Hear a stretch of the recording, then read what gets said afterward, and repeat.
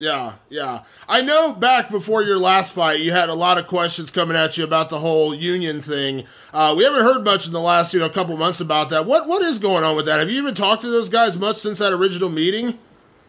No, I mean, I did it more out of a big thing for Tim Kennedy. He asked me to be part of it. I said, sure. I said, I don't really know what the fuck I'm getting myself into. I need to know. I told him where my worries and concerns were and what I thought were something that the reason for a fighters union, and that's what I expressed to when we spoke about it. But other than that, I haven't really heard much about it. I know it's a huge process. So yeah. I mean, listen, there's valid points. I mean, there's a lot of things that I think fighters deserve or fighters should get. I don't think that's wrong for you to say. I know that maybe you were a little uncomfortable with some of the people involved. I'm not going to mention names, Bjorn Rebney, but sure. but I mean, but at the end of the day, the issues are correct, right? I mean, the issues are the same. There are things that fighters should get or should get better treatment, right? I mean, that's not a secret. Yeah, absolutely. Yeah. I'm 100% with you on that. Yeah. But obviously, I know you said you talked to Dana, after your last fight or before your last fight, and you're all good with him now, right? Oh, yeah, we're all good. It was just a misunderstanding. I mean, not even so much a misunderstanding. We just talked. I told him my views and what I thought, and he told me what he thought, and that was that, Yeah. And you got your fight in January, so obviously there's no grudges being held, right? No. There's no grudges. We're good. Yeah. So it's tough to ask you for any kind of prediction because I know you're the guy who just goes out there and you just get into it. You're not a prediction guy. You don't go out there and predict how a fight's going to go or anything. But when you get a guy like Jorge who is willing to scrap, I mean he's willing to go out there and fight. Is that just at the end of the day that's kind of the fight you want, right? You want a guy that's actually going to go out there and fight you. Unlike I remember you had that issue with Miles Jury in that one fight where it didn't seem like he wanted to engage, and I know it kind of pissed you off. Yeah, we'll see, man. We'll see what kind of feedback we get from Jorge on that. He's not really like a finisher fighter guy. His last fight he accidentally won, and that's really the only fight I've ever seen of him. And he's really a decision kind of fighter guy. He's not really after the kill ever. So we'll see what Jorge shows up. If he's really all the fucking big badass talk that he says he's going to come rip my fucking head off. Shut up, pussy. I'll see him fucking January 28th. If he fucking wants to fight hard and come at me, I'll be ready. Yeah. Is that, I mean, does it, I don't know, worry's the wrong word. That's the wrong word to ask you. But I mean, does it kind of concern you a little bit that, they talk a big game, but then, he has had a lot of split decisions. I mean, very close fights a lot of times. Yeah. He's like a split decision guy. I mean, it's whatever. I finish motherfuckers. So that's how I fight. I always go out for a finish, and I'm looking to finish him too. Just put him another fucking check on the list of people I'm running through. So, whatever. Yeah. And I think that's a testament to who you are. People want to see you in those fights. And I think if you win on January 28th, I imagine the UFC would love to get you on that card in March. I mean, that card's going to need more people. I know you got, we got Woodley. Yeah, where is that March card? Where is it? Is Vegas. It Vegas? It's in Vegas. Yeah. Yeah. Fuck yeah. I love fighting in Vegas.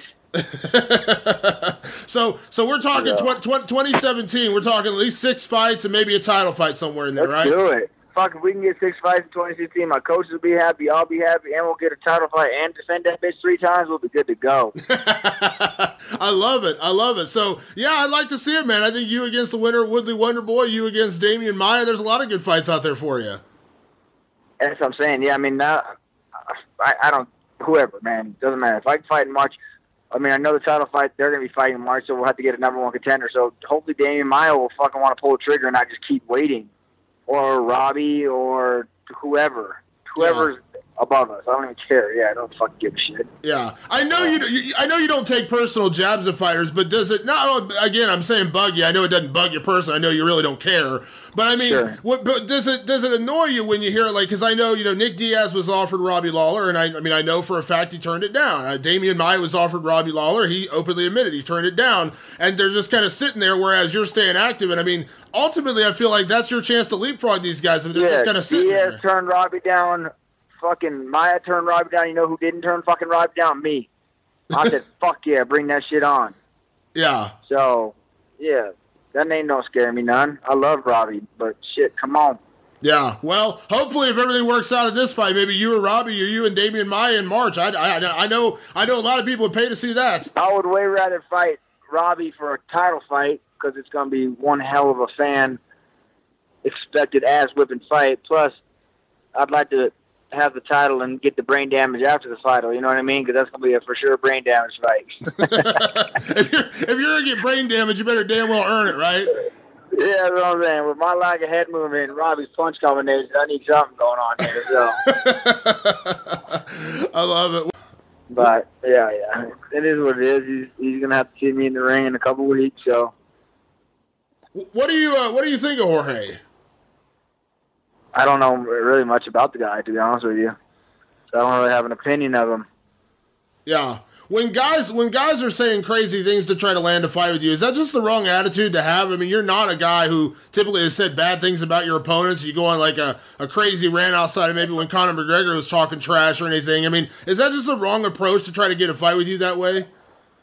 Yeah, I mean, I think some people just think picking the fight. You know, I don't know, man. There's just no way to do it. Some people have to get in their minds to try and get people mad at them, but however.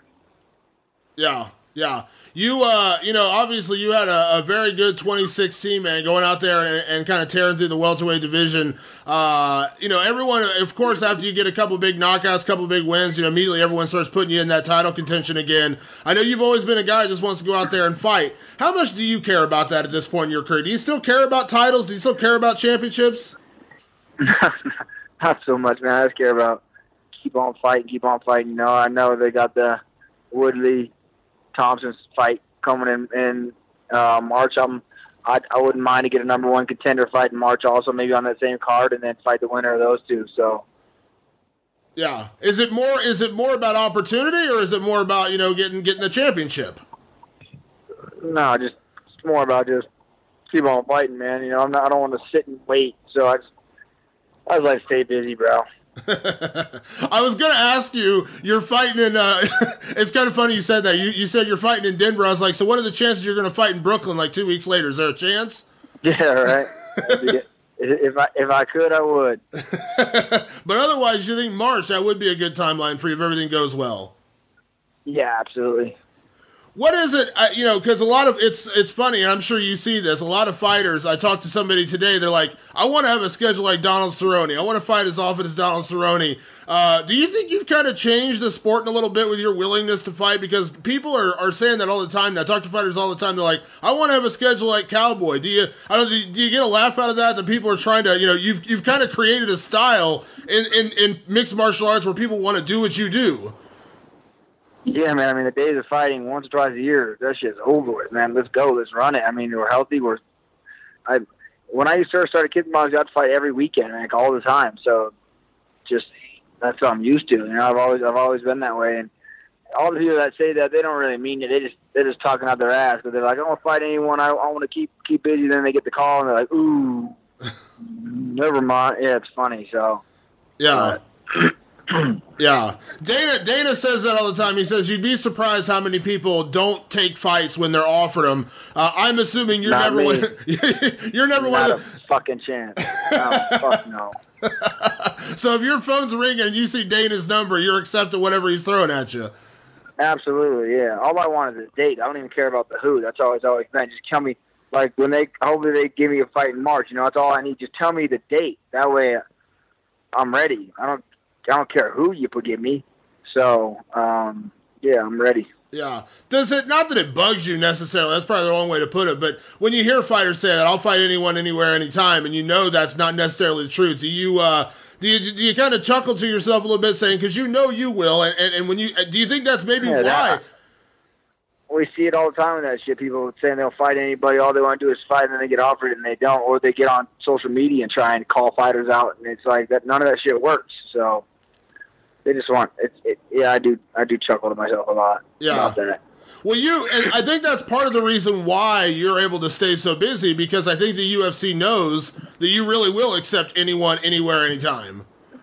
Yeah, absolutely. I mean, I've never had anyone. I've never had UFC call me and say, "Oh, let me talk to my coaches. I'll call you back." I just fucking say, "Yeah," whoever. Give a shit. Yeah. I'm curious, Cowboy. I know you deal with Dana a lot. I'm sure you dealt with Joe Silva a lot over the years. Are you going to miss Joe Silva?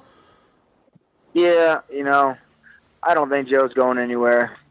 So, I bet he sticks around. He'll get bored in retirement real quick, you think? Yeah, for sure. I don't even think he'll leave. I bet you they find a way to keep him around for a while. As long as Dana's here, Joe will be here.